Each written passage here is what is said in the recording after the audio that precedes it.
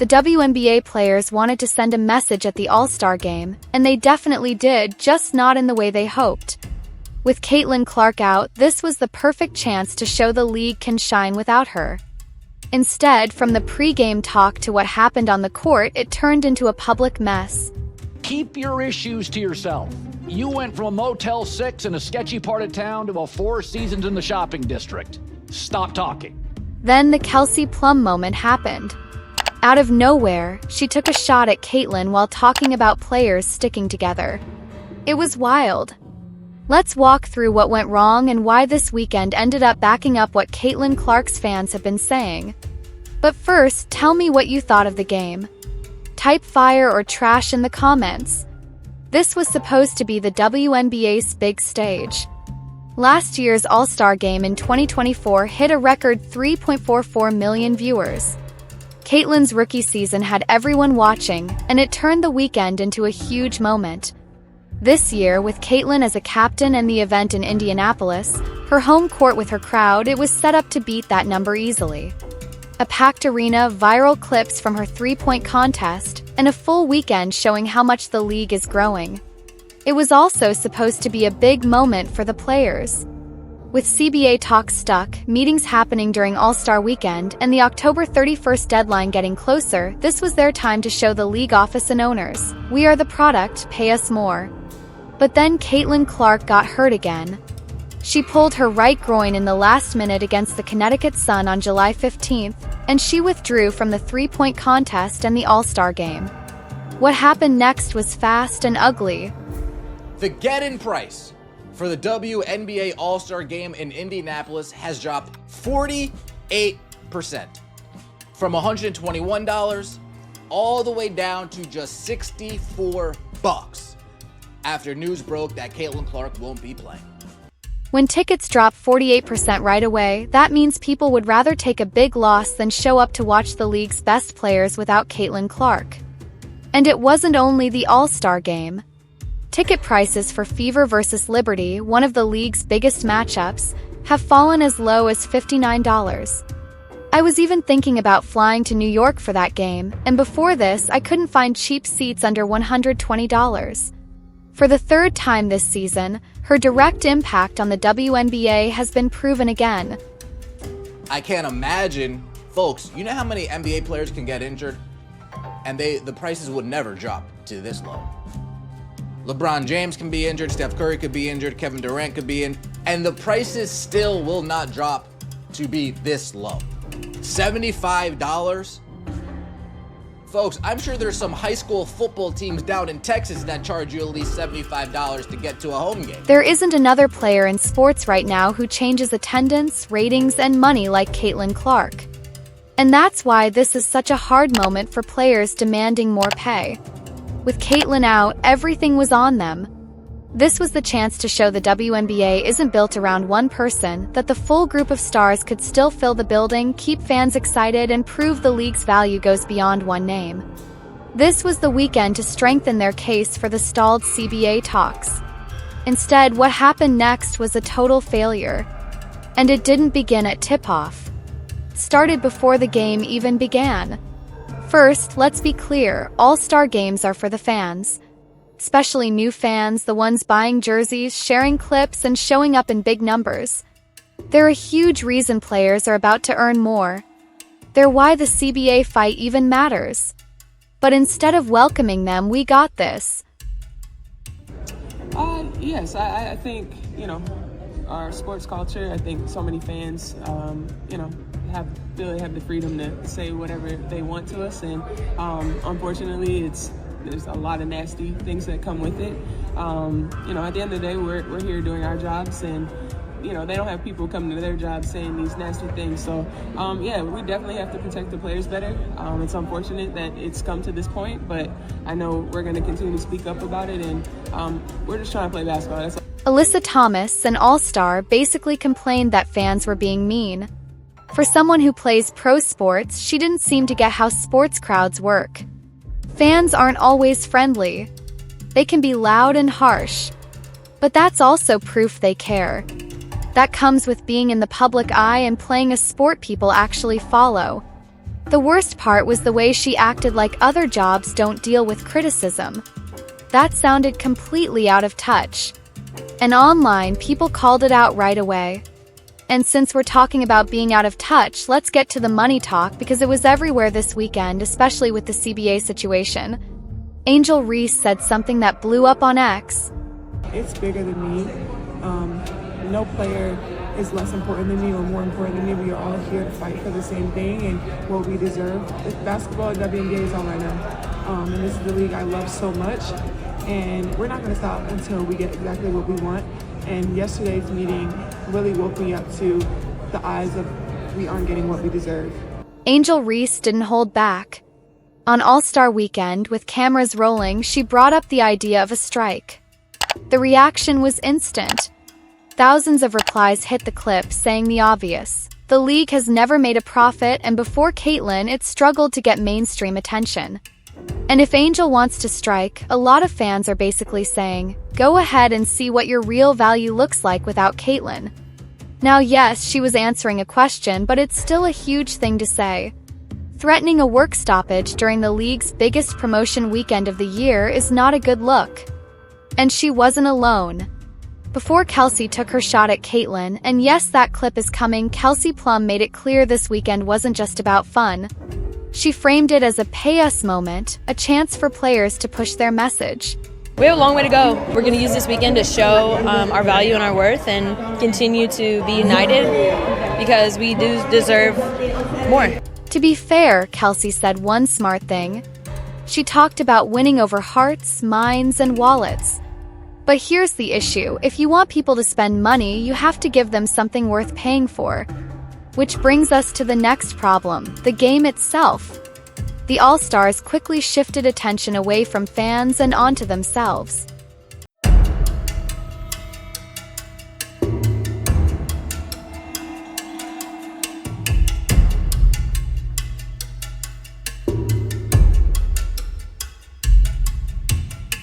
They walked out in matching shirts that said, "Pay us what you owe us." It was a clear message aimed at ownership and the stalled CBA talks. And it did not land well. These t-shirts, whoever told them to do this was a bad move. A bad move. Because when I tell you, Fearbuck, Breaking 911, Barstool Sports, congratulations, Clown World picked you up, Hater Report, and about 25 others. This is now going viral. I mean, mega viral, and not in a good way. This backfired from a PR standpoint royally. Social media went after them because people were asking a simple question. Owed what exactly? The league has never made a profit. It has lost money every year for decades, including about $40 million last season. The main reason players can even push for higher pay right now is the new media rights deal. And that deal is being built around a new audience, the audience Caitlin Clark brought in. Those new fans are now bigger than the old base. That's why ratings drop around 55% when Caitlin isn't playing. That's why ticket prices fall about 50% the moment she's hurt.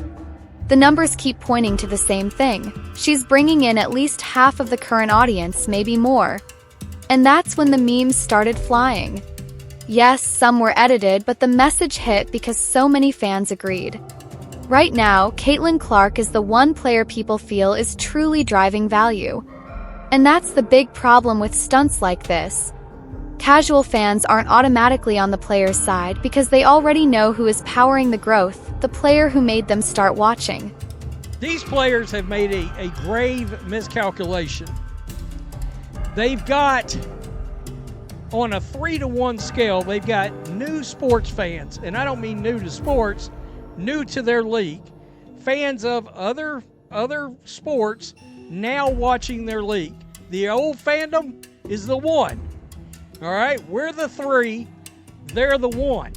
Now, we're not watching their whole sport as a whole. We're not. Now, occasionally we peek in on other games or this and that and the other, but we're watching the Indiana Fever More specifically, we're watching Caitlin Clark. These players know that, and they hate it. And they can't even hide it. The mistake is thinking fans will naturally back the players no matter what. Some will, the longtime fans, the diehards. But most of today's crowd is new, and they came because of Caitlin Clark. And because of how the league and certain players have treated that group, those people aren't turning into long-term WNBA fans anytime soon. When you start talking about a strike, you might lose them completely. But that still wasn't the worst part. They still had to play the game. And yes, it got worse. I don't even know how to describe what the hell that was. Like, is embarrassment to basketball a reasonable explanation for that? Last year's All-Star format had energy. Felt competitive at times. This year looked like a casual run at a local gym. No defense, no urgency, long stretches of jogging and lightly contested threes. Aya Wilson, the current MVP, ended with 4 points. Didn't just feel like they weren't trying, fans said it directly. People in the building and online sounded bored and irritated, asking why they paid all-star prices to watch half-effort basketball. And it even looked like some fans who spent big money left early. We're early in the second half. Look at how many people left at halftime. Look at how many people left the game at halftime. In just the couple of hundred that you guys can see on screen. In just the couple of hundred you can see on screen, there is at least 20 seats missing in that area. From people just left at halftime. More there. More there. This is 7 minutes going to third quarter. And there's all of these. And we'll skip through the fourth quarter. Not very few of them are back. Look, all-star games are often boring. That's normal. If nothing matters, they usually aren't must-watch. But this was supposed to feel different. This was supposed to be the weekend the WNBA showed strength. A full arena, a national spotlight, and a chance to show how far the league has come. This was also supposed to help their argument for higher pay. And instead, this is what fans got.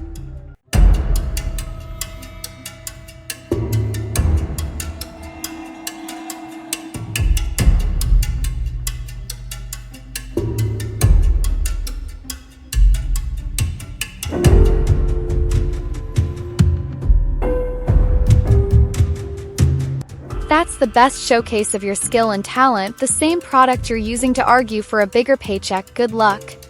Now compare it to last year. Kelsey Plum was pressing Caitlin Clark full court. Pace was real, the effort was real, and fans felt like it mattered.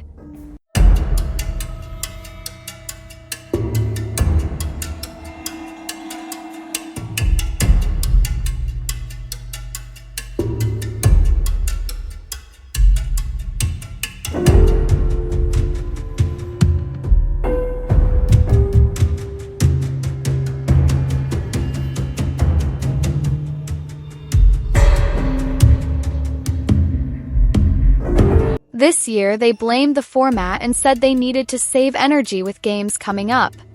Fine, but that didn't stop them from going live on Instagram the night before, drinking, laughing, and calling themselves Team Hangover in the post-game huddle. Whatever the reason was, tired legs, ego, bad planning, the result didn't change. The game was hard to sit through and the chance was wasted. Because it's not only fans they need to convince. The owners were watching too. And I totally get the players feeling like, look, we don't want to go out there and risk our body and expend all of this energy. Obviously, we want to put on a good show and we want to do something that the fans enjoy, but we're kind of stretched a little thin here. But then on the same side, I think that there might have been an opportunity here if the players went out there, played hard, had a great product, got those ratings up, had the building electric for the entire 4 quarters. Like, there's an example there for the people that you're coming to the table to negotiate with, to show like, hey, look at what we can do. Look at the stars in our league. Look at the fans who show up for us. This is why we deserve to be paid more. This is another reason we deserve to be paid more. But it still wasn't over. Through all the CBA talk, after the shirt stunt, after one of the flattest all-star games in a long time, there was one more comment that set people off. Well, Kelsey Plum decided to give some backstory about these shirts, and she took a shot at Caitlin Clark. Kelsey Plum, at the post-game press conference, took a jab at Caitlin Clark's side, suggesting they didn't show up to the meeting about wearing the warm-up shirts. That was a very powerful moment. We didn't, at least as players, we didn't know that that was going to happen. So I think it was kind of like a genuine surprise. But the T-shirt, just United front, was determined this morning that we had a meeting for, and not to tattletale, but 0 members of Team Clark were very present for that. But no, we were just we had a very that really needed to be mentioned. She tried to play it like a joke, but the timing, the tone, and who she aimed it at made it feel on purpose. And the way it looked mattered. She called out Caitlin's group for not supporting the Pay Us push, even though Caitlin did wear the shirt. It was uncomfortable. It wasn't needed. And even Sabrina, sitting right beside her, looked like she couldn't believe it. 'Cause Sabrina understands how this gets clipped, how it spreads, and how it lands with millions of Caitlin Clark fans who tuned in and walked away feeling even less welcome. These WNBA players, they get more unlikable every day. And the blatant jealousy, the blatant hatred towards Caitlin Clark is, it's obvious. They don't even try to hide it. Once again, taking shots, even as a joke, at the one player most fans are actually showing up for. That's not just tone deaf. It's a bad move. So the T-shirts don't bother me. But why do you take a shot at the Golden Goose, Caitlin Clark? You guys were flying before she arrived on one of those airlines that made you pay for a cup of water. One of those airlines that is the planes are the color of a highlighter. Now you're flying private. Maybe behind the scenes everything was fine. But this wasn't a private moment. This was the All-Star Game, the biggest stage of the season so far. And the way it was handled turned what should have been fun into a PR headache. Instead of pulling new fans closer, it pushed them away. Instead of selling the league, it highlighted the gap between players and the audience. And it ended up feeding the exact opinions casual fans already had. The reason this league has never been fiscally responsible, they've never had to be. The reason entitlement is so prevalent in this dump is because they have never been forced to earn their own money. All the league has to do, honestly, is support Caitlin Clark and the fans she brought in. Stop allowing cheap shots on the court. Stop pushing away the new audience. And finally, pay attention to how things look. 'Cause here's the truth. Most people don't believe the league has earned huge raises yet. Not when half the current fan base didn't care before Caitlin arrived, and the league has never made a profit, and it lost $40 million last year. Caitlin Clark was a rare opportunity for this league. And instead of building around her, the league and some players keep acting like she's a problem. All they had to do was welcome the wave, improve the product, and win people over. And now that Caitlin is out again, the players who spent All-Star Weekend talking big and trying to show leverage may be in for a hard reality check. If you made it to the end, drop GOAT in the comments because you're a real one for sticking around. Thanks for watching. See you next time.